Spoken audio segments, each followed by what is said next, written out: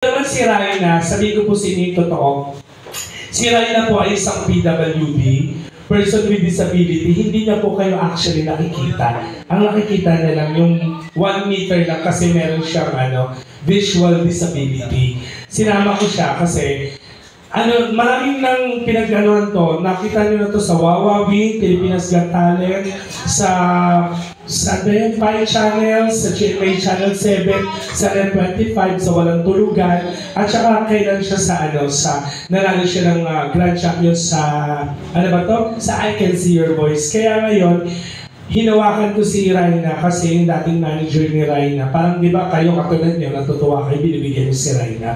Sabi ko nga maganda naman yung buhay ko, bakit kinakailangan kong kunin yung para kay Raina? Nangyayari kasi, yung sa manager niya before, binibigyan lang siya kaunti, tapos ayun na, parang niloloko siya. Kaya mula nun, ako na lang umawak sa kanya para at least lahat ng binibigay niyo sa kanya na pupunta para may pambili siya ng gamot. Actually, wala po siyang budget dito sa G-Bike. Sinama ko lang po siya kasi ako lang po talaga, solo po ako. Sinama ko lang po siya para sa akin kung gano'n, baka mamaya may mag-request sa pambabae.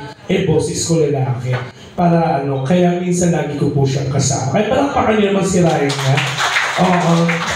Invite din po kayo ni Raina at saka again po maraming salamat. Sinasabi ko lang po, ipagkalat po natin ang balita na ang G-Vibes po ang isa sa may pinakamaganda ng magiging comedy bar kasi inaayos na yata ni Madam Nicole lahat ng line-ups na magiging performer. Kaya ipamalita sa buong Taytay, hindi lang sa buong Taytay, sa buong Calabarzon na ang G-Vibes po ang kauna-una ang magiging comedy bar dito sa Taytay. Palakpakan niyo naman, Madam Nicole. Thank you so much sa pagbibigay po ng opportunity sa akin na makatungtong po dito sa G-Vibes. Ang babait po ng mga staff, ng manager, maraming salamat po.